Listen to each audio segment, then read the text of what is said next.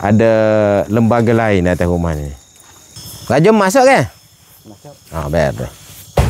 Ada bagai dapur, ada bagai mandi, ada ketuala. Nak bawa pun beg biru. Tilam angkat 4 orang. Hai, tak urut raja weh berak. Malam ni kita ziarah saudara kita di Jajahan Macang, Kelantan. Bunyi anyi tu. Anyi siapa? Anyi tu sat ni, mari. Dia mari tok sini. Mari tok sini.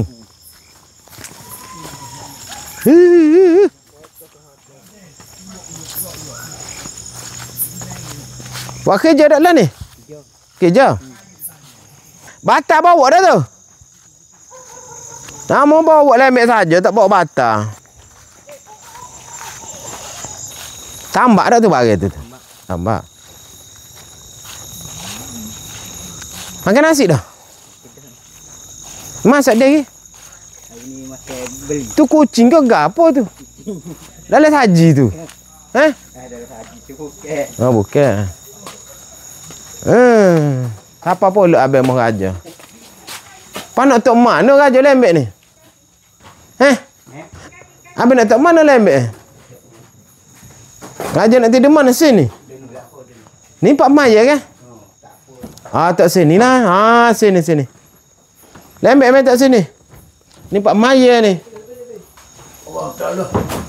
Tak lo berak. Ada ni. Main tak sini. Main lah ni. Oh, sejuk mau demo ni. Sejuk.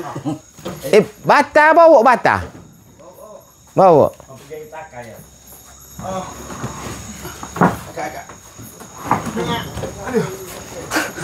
Jauh sikit perjalanan.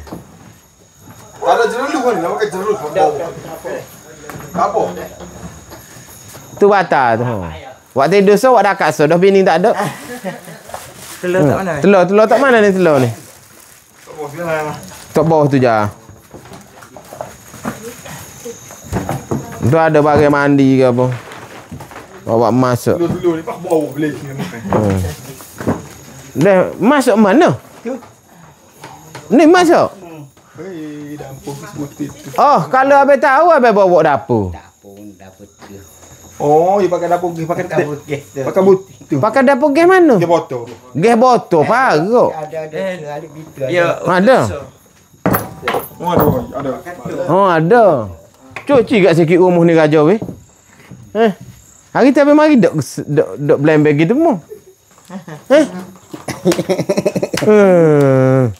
Cuci sikit. Mayat beda. Tak ada apalah.